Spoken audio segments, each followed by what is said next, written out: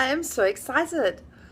I have just discovered why it is that I'm such a freak. And I'm laughing my bum off.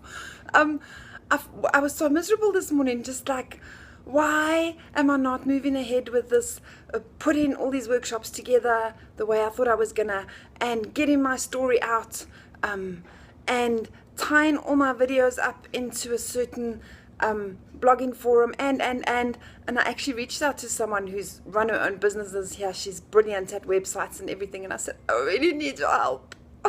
I'm like stuck. And then I went for a walk. Oh my God. And so many questions I've been asking myself, I just got the answers. And I went right back again. And as I've said, I hope I make sense. I probably sound totally mad, and that's fine. Is that there are wounds that were created. And what I'm understanding more and more is that this is not an accident. I've been fascinated by the law of attraction, creating your reality, our vibrations, how we heal, what's going on inside of us for many, many years. And I understand now that I create absolutely everything, that I can never, ever be a victim. There's just no possibility. And I'm now understanding more and more that even more important than the law of gravity is the law of attraction. That every single word or thought put out there mirrors right back at me. And it's been for me in Hawaii immediate, whether it's the lower thought or the higher thought. And when I've been vibrating on those higher thoughts, as I said, dove, it comes. The lower thoughts, I just got so used to being in that miserable space that I didn't actually recognize how much I was creating it. So I went right back to where this has all kind of started. So many healers I've seen, intuitives, psychics, etc., have said to me, what happened to you at 5? What happened to you at 5? God, I've even come up with some super inventive stories in my head. What happened to me at 5 was my little sister was born. And I know now that I, as one with source energy, we all look down and we choose to come onto this earth plane to have certain experiences, to learn. And when we are one with source energy, we're not aware that can be separate, but we can project. And what is it I want to learn? And we learn through contrast. So I had serious self-worth issues.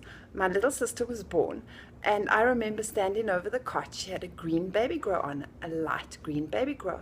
And I remember thinking, clearly I remember this, go back to where you came from.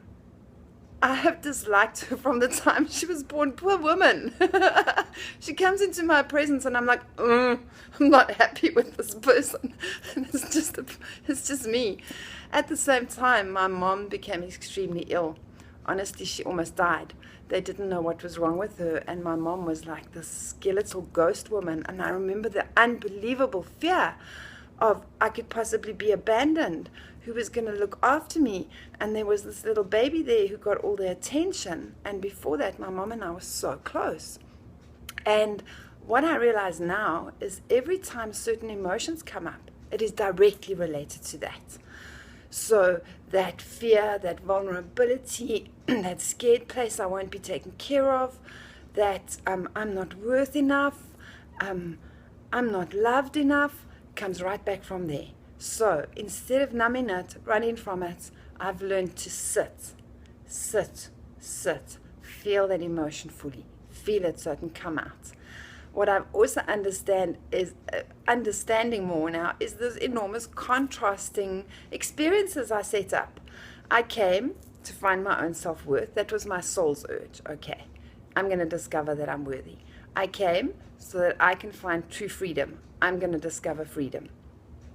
What have I done? I've consistently created situations where there is no freedom, where I'm locked in, where I'm grabbed at, where I feel I'm sucked at. And this has been all me creating it so that I can experience the contrast, because the contrast is what's going to push me into doing what I really love. What else was it? Oh, yes, I draw a variety of situations, people, places, things, and relationships that completely leave me bewildered, questioning my self-worth, feeling not free, all of those things, because I've had to create that so that I can learn via that contrast. And I now know exactly what it is I'm going to be doing.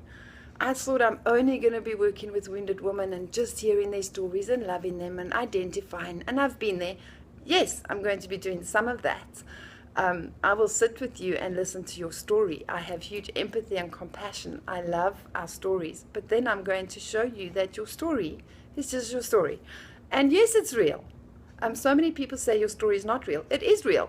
The illusion of it is very real because you have created that the events in your life in order to push you into them and through them to experience the opposite. Oh my God, this is all making so much sense. I really, really, really am responsible. So I've got 5 weeks left here, and I'm going to spend them just going more into all of these topics that have completely intrigued me for years. And that's the only time I'm really fulfilled and happy, is researching and learning more and finding out more. And as I've come to see in Hawaii, testing it all the time. When my vibration is low, things suck. When I lift it up, and I've learned how to, after I have sat with where this emotion is coming from, things are amazing. How do I want to live? Do I want to keep drawing contrasts? And I probably still will, lots of times. Or do I want to move through that and experience what it is I'm really here for?